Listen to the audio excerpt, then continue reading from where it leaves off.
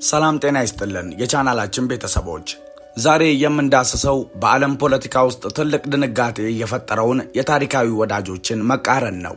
ለበርካታ አስርት ዓመታት በኔቶ ጥላ ስር የማይበገሩ ጓደኛሞች የነበሩት ጀርመንና አሜሪካ ዛሬ ግንኙነታቸው ወደ ከፋ ደረጃ ላይ ይገኛል። ከአሜሪካው ፕሬዝዳንት ዶናልድ ትራምፕ አሜሪካ ትቅደም ፖሊሲ ጀምሮ እስከ ጀርመኑ መራሄ መንግስት ፍሬድሪክ ሜርዝ $170 ቢሊዮን ግዙፍ የመከላከያ በጀት ድረስ አትላንቲክ ማዶ ምን እየተካሄደ ነው? ጀርመን ወደ ወታደራዊ ኃያልነት መመለሷ ለአውሮፓና ለዓለም ምን ትርጉም አለው?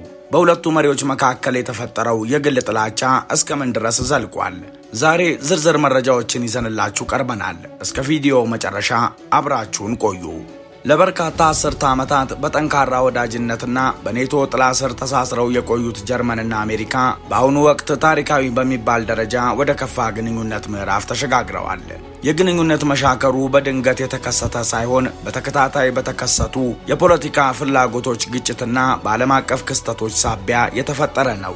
ዋነኛውና ቀጥተኛው የመሻከር መንስኤ አሜሪካ በኢራን ላይ የጀመረችው ጦርነትና ጀርመን ለዚህ ጦርነት ያሳየችው ግልጽ ተቃውሞ ነው። የጀርመኑ መራሄ መንግስት ፍሬድሪክ ሜርዝ ዋሽንግተን በኢራን ላይ የወሰደችውን ወታደራዊ እርምጃ ያልታሰበበትና ስልታዊ መውጫ የሌለው በማለት መወረፋቸው ዋሽንግተንን አስቆጥቷል።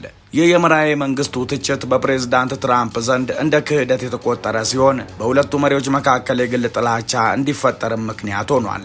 አሜሪካ ከኢራን ጋር ባደረገችው ድርድር ተዋርዳለች የሚል ንግግር ከሜርዝ አንደበት መደመጡ በቋፍ የነበረውን ግንኙነት ጥላ አጥልቶበታል። የጀርመን አቋምም በነጩ ቤተ መንግስት ባለስልጣናት ዘንድ ከፍተኛ ቁጣን ቀስቅሷል። እንደ አጸፋዊ እርምጃም ፕሬዝዳንት ትራምፕ በጀርመን የሚገኙ የአሜሪካ ወታደሮችን ቁጥር ለመቀነስ ትዕዛዝ ማስተላለፋቸው ውጥረቱን ይበልጥ አባብሶታል። ከ36,000 በላይ ከሚሆኑት የአሜሪካ ወታደሮች መካከል 5,000 ያህሉ በአስቸኳይ እንዲወጡ መወሰኑ ለጀርመን ትልቅ የደህንነት ስጋት ሆኖባታል።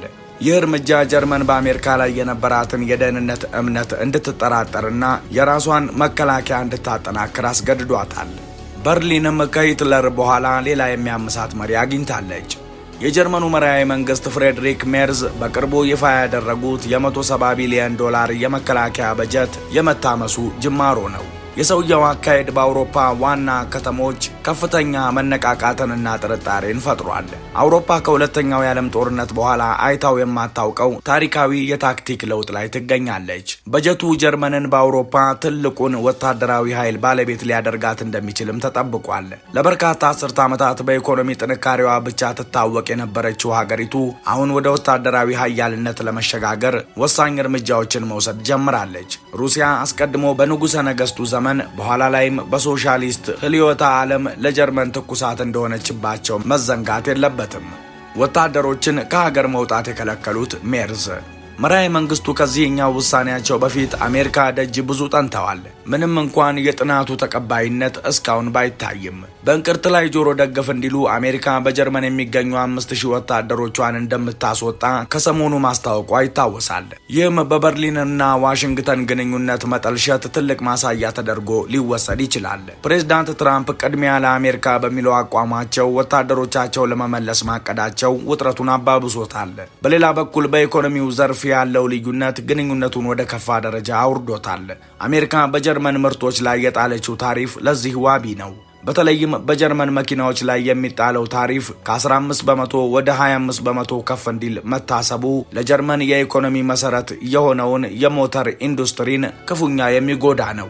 ጀርመን ይህንን እርምጃ እንደ ኢኮኖሚያዊ ጦርነት የቆጠረችው ሲሆን የአውሮፓ ህብረትም በአሜሪካ ላይ የአጸፋ እርምጃ እንዲወስድ እየገፋፋች ትገኛለች። ሌላው መሰረታዊ ምክንያት ጀርመን ራሷን ለጦርነት ዝግጁ ለማድረግ የጀመረችው ታላቅ ወታደራዊ ግንባታ ነው። ቻንስለር ሜርዝ ለጀርመን መከላከያ $170 ቢሊዮን ወይም ከ200 ቢሊዮን ዩሮ በላይ መመደባቸው በአሜሪካ ዘንድ በጥርጣሬ ታይቷል። አሜሪካ ጀርመን ይህንን አቅሟን ተጠቅማ ከኔቶ ቁጥጥር ውጭ የሆነ የአውሮፓ ጦር ለመመስረት እንደምትፈልግ ትሰጋለች። ጀርመን በ2029 ሙሉ በሙሉ ለጦርነት ዝግጁ የሆነ ሰራዊት ለመገንባት አቅዳለች። የሰሜን አትላንቲክ ቃል ኪዳን ድርጅት ኔቶ ውስጥ ያለው የገንዘብ አስተዋጽኦ ክፍተትም ለግንኙነቱ መሻከር ሌላው ምክንያት ነው። አሜሪካ ጀርመን ለኔቶ በቂ ገንዘብ አታወጣም የሚል የቆየ ቅሬታ ቢኖራትም አሁን ግን ጉዳዩ ወደ ወታደራዊ እርምጃ ማሸጋገሩ ልዩነቱን አጉልቶታል። ፖላንድ በዚህ ውጥረት መሃል የራሷን ሚና ለመጫወት መሞከሯም ጀርመንን አስቆጥቷታል። ፖላንድ የአሜሪካን ወታደሮች ከጀርመን ወደ እሷ እንዲዛወሩ ግብዣ ማቅረቧ በአውሮፓ ሀገራት መካከል ያለውን አንድነት ሸርሽሮታል። የአሜሪካ ውጭ ጉዳይ መስሪያ ቤት በጀርመን ላይ ያለው አቋም እየጠነከረ መምጣቱ ለዲፕሎማሲያዊ መፍትሄዎች ያለውን በር እያጠበበው ነው። በተጨማሪም የሰሜን ዥረት የጋዝ ቧንቧ ጉዳይና ከሩሲያ ጋር ያለው ግንኙነት አሁንም እንደ ስውር ቁስል ግንኙነቱን እየበከለው ይገኛል።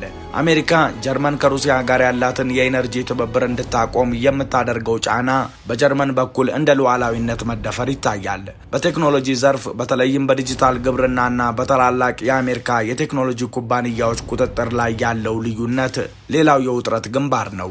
ጀርመንና ፈረንሳይ የአሜሪካን የቴክኖሎጂ የበላይነት ለመቀነስ የሚወስዷቸው እርምጃዎች ዋሽንግተንን ደስ አላሰኙም። ይህ ሁሉ ተደማምሮ በአትላንቲክ ማዶ ባሉ ሀገራት መካከል ያለውን የጋራ እሴትና መተማመን በእጅጉ ቀንሶታል። የመሪዎቹ የግል ባህሪም ለግንኙነት መሻከር የራሱ ድርሻ አለው። የሜርዝ ቀጥተኛነትና የትራምፕ ቅድሚያ ለአሜሪካ ፖሊሲ ሊጣጣሙ አልቻሉም። በአሁኑ ወቅት ሁለቱም ሀገራት የየራሳቸው ብሔራዊ ጥቅም ለማስጠበቅ በሚያደርጉት ጥረት የጋራ ጥቅማቸው እየተዘነጋ የመጣ ይመስላል። የወደፊቱ የግንኙነት አቅጣጫ የሚወሰነው በሚቀጥሉት ጥቂት ወራት በሚደረጉ ዲፕሎማሲያዊ ድርድሮችና በኢራን ጉዳይ በሚወሰዱ እርምጃዎች ይሆናል። በአጠቃላይ የጀርመንና የአሜሪካ ግንኙነት መሻከር የወታደራዊ ብቻ ሳይሆን ለአዲሱ ዓለም አቀፍ ስርዓት ትልቅ ፈተና ሆኗል። ጀርመን በ2029 ሙሉ በሙሉ ለጦርነት ዝግጁ የሆነ ሰራዊት ለመገንባት መነሳቷ አውሮፓ ከሁለተኛው የዓለም ጦርነት በኋላ አይታው የማታውቀው ታሪካዊ የታክቲክ ለውጥ ላይ መሆኗን ያሳያል። እናንተስ ምን ትላላችሁ? ይህ የጀርመን ወደ ወታደራዊ ኃያልነት መመለስ ለዓለም ሰላም ስጋት ይሆን ወይስ ሚዛን መጠበቂያ? አሜሪካና ጀርመን ግንኙነታቸውን መልሰው ሊያድሱ ይችላሉ ወይስ ይህ የጥምረቱ ማክተሚያ ነው? ሐሳባችሁን ከታች በኮመንት መስጫ ላይ አጋሩን። ቪዲዮውን ከወደዳችሁት ላይክ ማድረጋችሁንና ለሌሎች እንዲደርስ ሼር ማድረጋችሁን አትርሱ። እንዲህ አይነት ወቅታዊና ትንታኔ ያዘል መረጃዎች እንዲደርሷችሁ ደግሞ ማያ ሌንስን ሰብስክራይብ በማድረግ የደወል ምልክቷን ይጫኑ። ስለተከታተላችሁን እናመሰግናለን። በሚቀጥለው ቪዲዮ እስከምንገናኝ ሰላም ቆዩን። ሰላም በምድራችን ላይ ይስፈን። ሰላም